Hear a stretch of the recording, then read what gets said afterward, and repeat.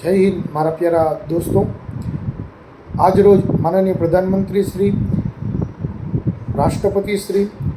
તથા જલશક્તિ મંત્રી શ્રી તથા મોરબી ડિસ્ટ્રિક્ટ મેજિસ્ટ્રેટ સાહેબ શ્રીને આવેદનપત્ર પાઠવ્યું હતું કે જે પહેલગામ આતંકવાદી દુઃખદ ઘટનામાં ઓપરેશન સિંદૂર સેના દ્વારા કરવામાં આવ્યું એમને સેનાવીરોને સત સલામ તથા જે પણ પહેલગામ આતંકવાદી ઘટના થઈ હતી એના 30 દિવસ જેટલો સમય થઈ ગયો છે, તો સેન્ટ્રલ ગવર્મેન્ટ એજન્સી સેન્ટ્રલ દ્વારા એમની નિર્ણાયક કાર્યવાહી કરીને આતંકવાદીઓને એન્કાઉન્ટર કરવામાં આવે તથા જે પણ ભારત પાકની જલ સિંધુ સમજોતા સ્થગિત થયો છે તો તે પાણીને જલ બોર્ડ નિગમ બનાવી સિંધુને સરિતાને એ જ પાણી વેસ્ટર્ન ઝોનના વિવિધ રાજ્ય કચ્છ સુધી પહોંચે તથા ઓપરેશન સિંદૂર